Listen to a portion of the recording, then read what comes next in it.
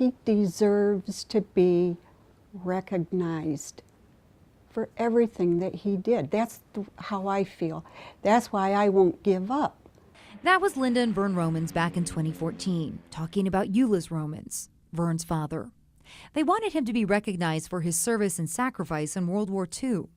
During a firefight in Germany, he was injured by a grenade and imprisoned in Bergen-Belsen until April 1945. He was given a Purple Heart while recovering in a hospital back in the States. Ulis kept his Purple Heart till he died 17 years ago. But at the time of his passing, no one was willing to etch the words POW, Purple Heart, on his tombstone, no matter how many times his family made the request. No matter how much proof they had, he truly was a Purple Heart recipient. Unfortunately, simply having a Purple Heart isn't enough proof for the government that you actually earned one. Here's why. During World War II, 500,000 Purple Hearts were made in anticipation of great casualties.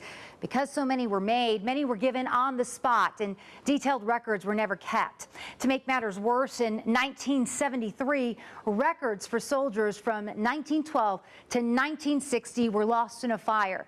So many of the recipients of Purple Hearts during World War II have no proof they got it except for the medal itself. And that's not good enough if a veteran wants Purple Heart recipient written on their tombstone.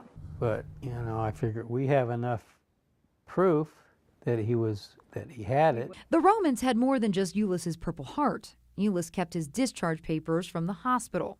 And if you look closely at his medical release forms, they state he had 2 medals in his possession. One listed as PH, Purple Heart. 2 years ago, we presented this information to the Secretary of the Army in an effort to show them Ulis did indeed get the honor, and if nothing else, to have it re-awarded to him posthumously. But that too failed, once again, breaking his family's heart. It's almost like if it doesn't get memorialized, That I've given up on his story. Linda and Vern did not give up, though, and I am happy to report Ulis finally has the words Purple Heart, POW, etched on his tombstone. It seems time softened the hearts of the mortuary. In March, Ulis's wife passed away. They shared a headstone, and when they took it to engrave her name, they agreed to add the words Purple Heart, POW. Linda and Vern are very happy that Ulis is finally being honored for the sacrifice he made for his country.